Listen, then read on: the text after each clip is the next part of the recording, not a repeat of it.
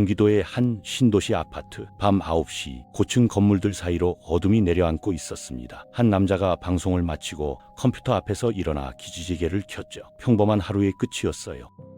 그때 휴대전화가 울렸습니다. 발신자 이름을 보는 순간 그는 잠시 손을 멈췄어요. 6개월 동안 연락 한 번 없던 사람, 아니 정확히는 피해 다니던 사람이었습니다. 통화 버튼을 누르자 익숙하지만 어딘가 떨리는 목소리가 들려왔죠. 형, 저예요. 준혁이요. 목소리가 평소와 달랐습니다. 그가 차갑게 물었어요. 왜 이제 연락해? 6개월이나 잠수 탔잖아. 상대방은 잠시 침묵하다가 입을 열었습니다. 죄송해요 형. 진짜 그 돈 오늘 갚을게요. 10시에 형 아파트 지하주차장에서 만나요. 꼭이요. 전화가 끊겼습니다.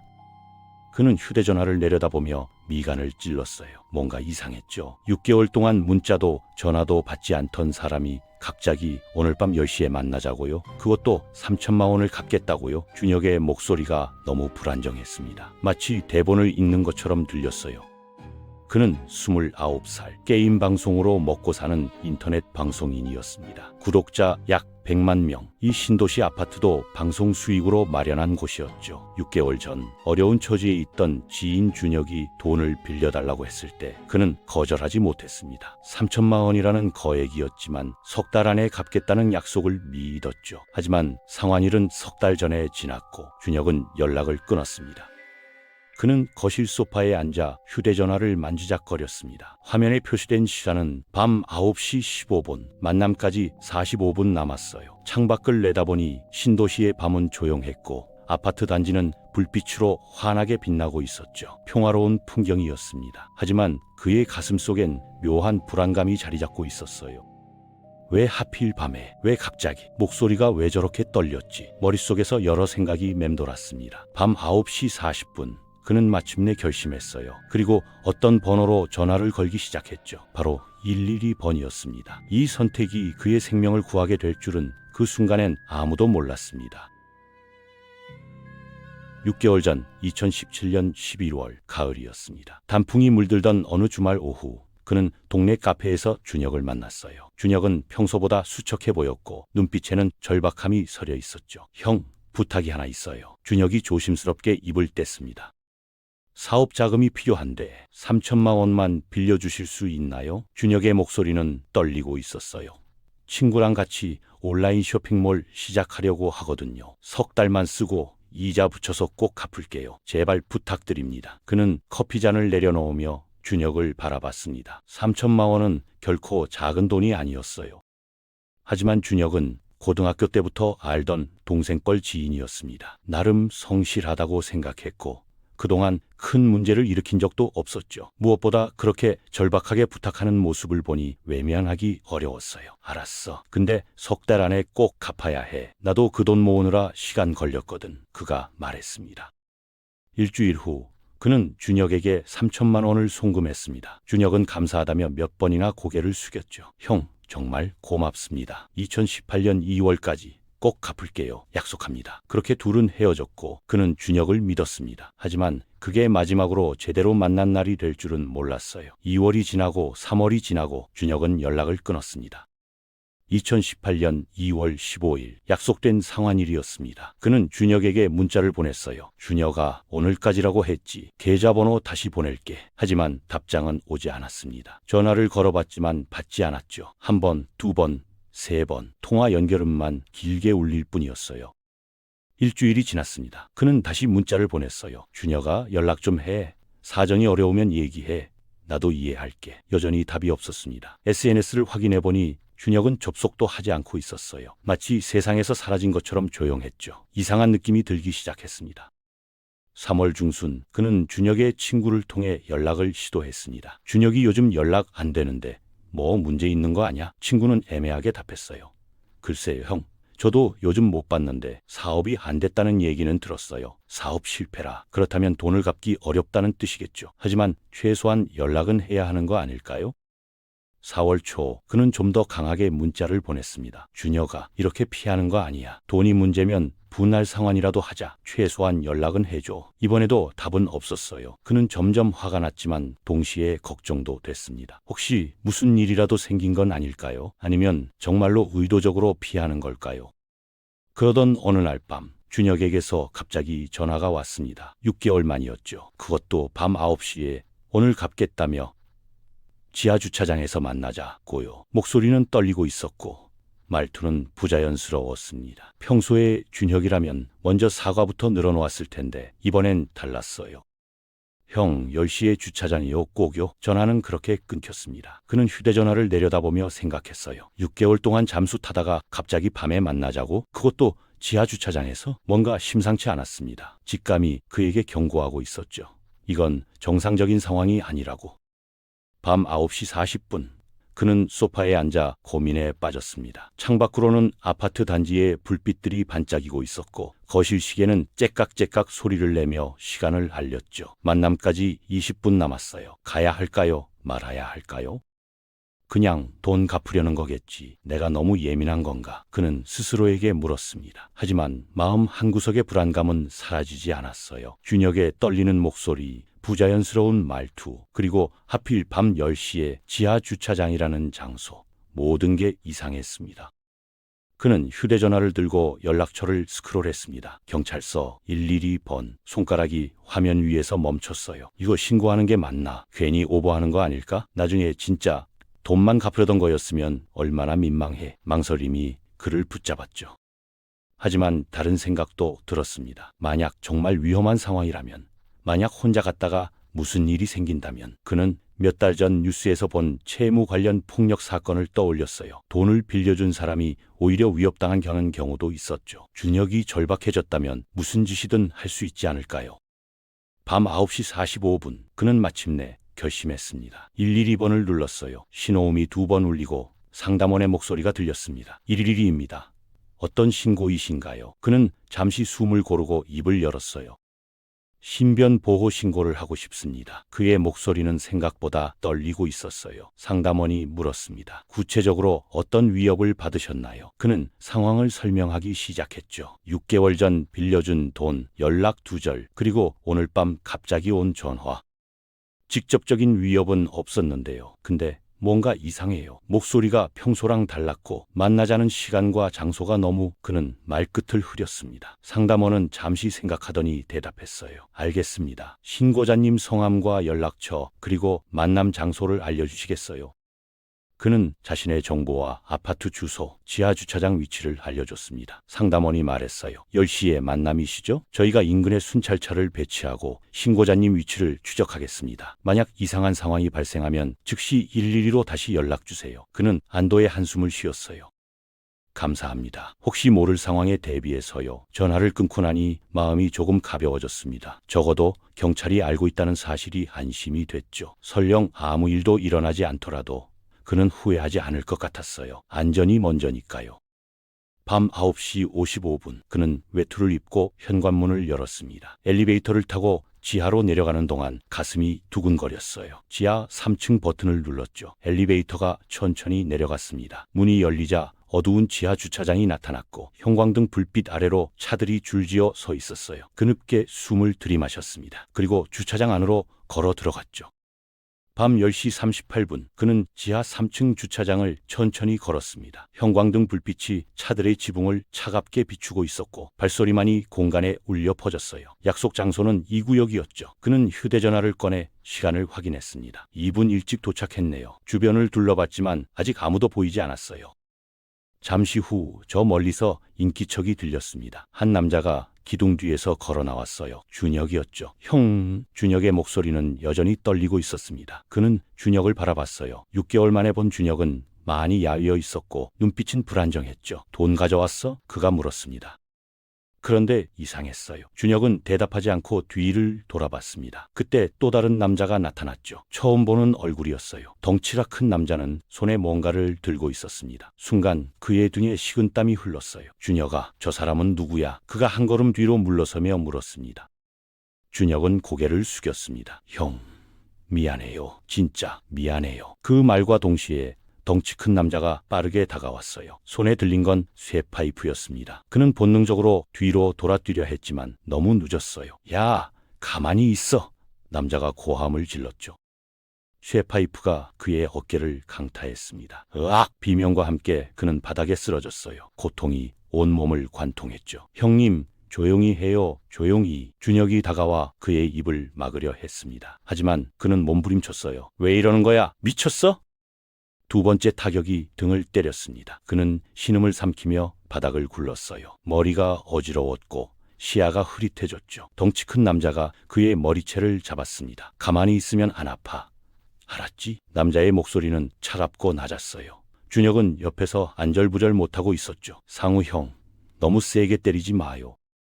그들은 그를 끌어 근처에 세워둔 검은색 승합차 쪽으로 끌고 갔습니다. 그는 필사적으로 저항했어요. 놔줘. 발버둥 쳤지만 두 남자의 힘을 당해낼 수 없었죠. 차 뒷문이 열렸고 그들은 그를 안으로 밀어넣으려 했습니다. 이대로는 안 돼요. 이대로 끌려가면 죽을 수도 있어요. 그 순간 그는 있는 힘껏 소리쳤습니다. 경찰에 신고했어? 지금 오고 있어. 그의 목소리가 지하 주차장에 울려 퍼졌어요. 순간 준혁과 상우가 움직임을 멈췄죠. 뭐? 상우가 그의 옷깃을 잡으며 물었습니다. 뭐라고? 그는 피를 흘리며 대답했어요. 20분 전에 경찰에 신고했다고. 준혁의 얼굴이 새하얗게 변했습니다. 형, 진짜요? 진짜 신고했어요? 당황한 목소리였어요. 상우는 주변을 둘러봤죠. 지하 주차장은 여전히 조용했지만 언제 경찰이 올지 모르는 상황이었습니다. 야, 빨리 태워. 어서. 상우가 다급하게 소리쳤어요. 그들은 그를 차 안으로 밀어넣었습니다. 문이 쾅 닫혔고 상우가 운전석에 올랐어요. 준혁은 뒷좌석에서 그를 감시했죠. 형, 왜 신고를 해요? 준혁의 목소리는 떨리고 있었습니다. 엔진이 걸렸어요. 차가 움직이기 시작했죠. 그는 차창 밖을 봤습니다. 지하 주차장의 형광등들이 빠르게 지나갔어요.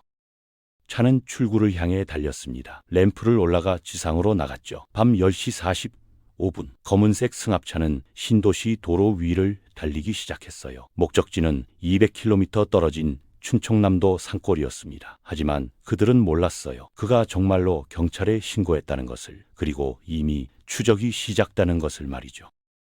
밤 10시 50분 인천 연수경찰서 상황실에 신고가 접수됐습니다. 지하 주차장에서 남성 한 명이 승합차에 강제로 실려갔습니다. 신고자는 사전에 신변 보호 신고를 한 분입니다. 당직 경위가 즉시 상황을 파악했어요. 사전 신고 케이스라 이건 심각한 상황이었죠. CCTV 즉시 확보, 차량 번호 추적 시작.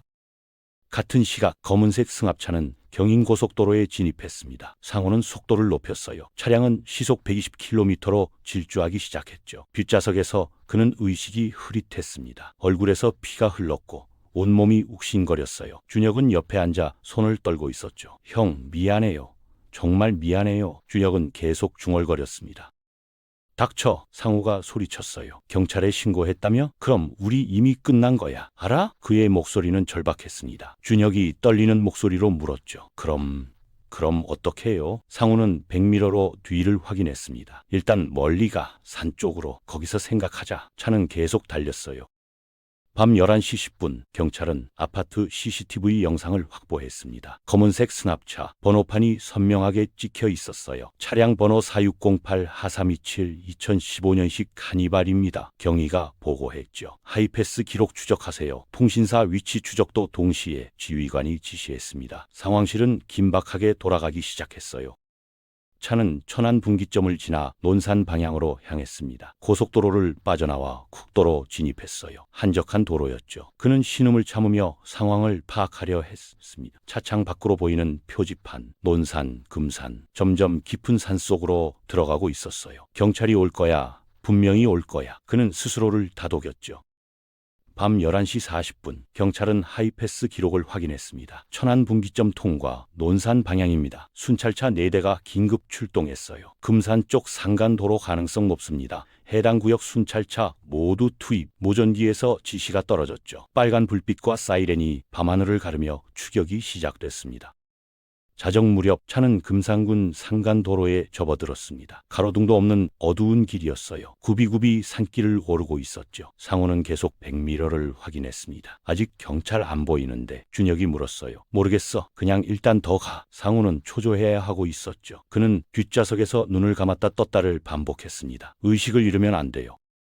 새벽 1시 경찰 순찰차들이 금산군 진입로를 봉쇄했습니다. 혹시 검은색 승합차 목격하신 분? 검문소에서 차량들을 확인했어요. 한 트럭 기사가 증언했죠. 10분 전에 산 위로 올라가는 거 봤어요. 엄청 빨리 가더라고. 경찰은 즉시 산간 도로로 진입했습니다. 발견 즉시 보고 조심해서 접근. 새벽 1시 40분 좁은 산길을 달리던 상호는 뒤를 돌아봤습니다. 그리고 그의 얼굴이 굳었어요. 저 멀리 산 아래에서 빨간 불빛이 보였죠. 하나, 둘, 셋, 넷, 경찰차였습니다. 젠장. 상호가 욕을 내뱉었어요. 준혁이 뒤를 봤죠. 형, 경찰이에요. 공포가 그들을 엄습했습니다. 차는 더 이상 갈 곳이 없었습니다. 앞은 막다른 숲길이었고 뒤에선 경찰차들이 빠르게 접근하고 있었어요. 상호는 차를 급정거했죠. 타이어가 비명을 지르며 차가 멈춰섰습니다. 끝났어. 준혁이 중얼거렸어요. 경찰차 4대가 그들을 포위했고 사이렌 소리가 산속을 울렸죠. 새벽 2시 27분 4시간의 추격이 끝나는 순간이었습니다. 경찰차의 헤드라이트가 검은색 승합차를 환하게 비췄습니다. 차량에 탑승한 분들 즉시 손을 들고 밖으로 나오세요. 확성기에서 목소리가 울려 퍼졌어요. 상호는 핸들을 붙잡은 채 움직이지 않았죠. 준혁은 뒷좌석에서 떨고 있었습니다. 형, 우리 어떻게 해요? 준혁의 목소리는 공포에 질려 있었어요. 경찰관 6명이 차량을 포위했습니다. 권총을 든 경관들이 조심스럽게 접근했어요. 마지막 경고입니다. 손을 들고 나오세요. 상호는 천천히 운전석 문을 열었죠. 그리고 떨리는 손을 머리 위로 올렸습니다. 나갑니다. 쏘지 마세요. 그가 차에서 내렸어요. 경찰이 즉시 달려들어 그를 제압했죠. 준혁도 뒷문을 열고 나왔습니다. 저도 나와요. 그는 울먹이고 있었어요. 경찰관이 준혁을 바닥에 엎드리게 하고 수갑을 채웠습니다. 납치 및 폭행 혐의로 긴급 체포합니다. 차가운 목소리가 산속에 울렸죠. 두 남자는 그렇게 체포됐어요. 뒷좌석에 피해자 있습니다. 한 경관이 차 안을 확인하며 소리쳤습니다. 문이 열리자 그는 쓰러진 채로 움직이지 않고 있었어요. 얼굴은 피로 범벅이었고 숨은 가쁘게 몰아쉬고 있었죠. 구급차 즉시 요청. 의식 희미합니다. 경관이 무전기에 대고 급히 외쳤어요. 한 경관이 그를 조심스럽게 차 밖으로 꺼냈습니다. 형님, 괜찮으세요? 정신 차리세요. 그는 천천히 눈을 떠서요. 희미한 시야에 경찰관의 얼굴이 보였죠. 경찰입니까? 그가 가까스로 물었습니다. 네, 경찰입니다. 이제 안전합니다. 경관의 목소리는 따뜻했어요. 그는 안도의 눈물을 흘렸죠. 15분 후 구급차가 도착했습니다. 산간 도로를 헤치고 올라온 응급구조대가 급히 달려왔어요. 환자 상태 확인합니다. 응급구조사가 그를 들것에 눕혔죠. 혈압 측정, 맥박 확인, 산소 마스크가 씌워졌습니다. 두부 타박상, 늑골 골절 의심, 즉시 병원 이송 필요합니다. 들것이 구급차로 옮겨졌어요. 구급차 안에서 그는 천장을 바라봤습니다. 사이렌 소리가 멀게 들렸고 응급구조사의 목소리가 귓가에 맴돌았죠. 조금만 참으세요. 곧 병원 도착합니다. 그는 고개를 끄덕였어요. 살았다. 정말로 살았습니다. 경찰에 신고한 게 자신을 구했어요. 그 선택이 생명을 구한 거죠. 한편 상우와 준혁은 경찰차에 실렸습니다. 수갑찬 채 뒷좌석에 앉은 그들은 고개를 푹 숙이고 있었어요. 준혁은 계속 흐느끼고 있었죠. 형, 미안해요. 정말 미안해요. 하지만 이제 그 말은 아무 의미가 없었습니다. 경찰차는 산을 내려가기 시작했어요. 빨간 불빛이 어둠 속에서 점점 멀어졌죠. 새벽 3시 5분 구급차는 대전의 한 대학병원 응급실에 도착했습니다. 의료진이 급히 달려나왔고 들것이 응급실로 옮겨졌어요. 외상 환자, 다발성 타박상 및 골절 의심. 의사의 지시가 떨어졌죠. 응급처치가 시작됐습니다. 그는 천장의 하얀 형광등을 바라보며 천천히 눈을 감았어요. 이제 정말로 끝난 거겠죠. 긴 악몽 같았던 4시간이 마침내 끝났습니다. 한 달간의 입원 치료 끝에 그는 퇴원했습니다. 얼굴의 상처는 아물었지만 갈비뼈 골절은 완전히 회복되려면 더 시간이 필요했어요. 그는 병원 문을 나서며 하늘을 올려다봤죠. 살아있다는 게 이렇게 감사할 수가 없었습니다. 그날 밤 경찰에 전화하지 않았다면 지금 여기 서 있을 수 있었을까요? 3개월 후인 2018년 7월 대전지방법원 형사 3부 법정 피고인석에 준혁과 상호가 앉아 있었습니다. 두 사람은 수갑을 찬 채 고개를 숙이고 있었어요. 방청석에는 그가 앉아 있었죠. 여전히 불편한 몸이었지만 이 재판은 꼭 보고 싶었습니다. 판사가 준혁에게 물었어요. 피고인, 마지막으로 할 말 있습니까? 준혁은 떨리는 목소리로 입을 열었습니다. 저 정말 잘못했습니다. 사업이 실패하고 빚이 늘어나서 도저히 갚을 방법이 없었어요. 상우 형이 그러더라고요. 피해자를 협박해서 빚을 탕감받자고. 아니 차라리. 그는 말을 잇지 못했죠. 판사가 차갑게 말했습니다. 차라리 없애버리자. 그렇게 생각했군요. 네, 죄송합니다. 정말. 준혁은 울먹였어요. 상우도 같은 혐의를 인정했습니다. 판사는 판결문을 읽기 시작했죠. 피고인들은 채무를 상환하지 못하게 되자 오히려 채권자를 납치하고 폭행하여 살해하려 한 것으로 인정됩니다. 피고인 상우는 징역 12년, 피고인 준혁은 징역 8년을 선고합니다. 법정에 정적이 흘렀어요. 재판이 끝나고 그는 법원 앞 계단에 섰습니다. 기자 한 명이 다가와 질문했어요. 피해자분, 그날 밤 경찰에 신고하신 게 생명을 구했다고 들었는데요. 어떻게 그런 판단을 하셨나요? 그는 잠시 생각하다가 대답했죠. 목소리가 달랐어요. 평소의 준혁이 아니었습니다. 뭔가 이상하다는 직감이 들었죠. 만약 신고하지 않으셨다면? 기자가 다시 물었습니다. 그는 고개를 저었어요. 아마 제가 여기 없었을 겁니다. 경찰이 추적하지 않았다면 그들은 산속 어딘가에서 저를 그랬을 거예요. 그의 목소리는 무겁게 가라앉았죠. 직감을 무시하지 마세요. 이상하다 싶으면 주저하지 말고 도움을 요청하세요. 그게 제가 배운 교훈입니다. 1년 후 그는 다시 방송을 시작했습니다. 구독자들은 그의 복귀를 환영했어요. 댓글창에는 응원의 메시지가 가득했죠. 그는 가끔 그날 밤을 떠올립니다. 휴대전화를 들고 망설이던 순간, 일일이 번을 누르던 순간 그 선택이 자신을 살렸어요. 평범한 일상이 얼마나 소중한지 그는 이제 알고 있었습니다. 밤 9시 그는 방송을 마치고 창밖을 내다봤습니다. 신도시의 불빛들이 여전히 반짝이고 있었어요. 평화로운 풍경이었죠. 하지만 그는 알고 있습니다. 위험은 예고 없이 찾아온다는 것을, 그리고 가장 중요한 건 대비라는 것을. 그날 밤의 선택이 오늘의 자신을 만들었습니다. 직감을 믿고 도움을 요청하고 끝까지 살아남은 4시간의 기록, 그것이 그의 이야기였습니다.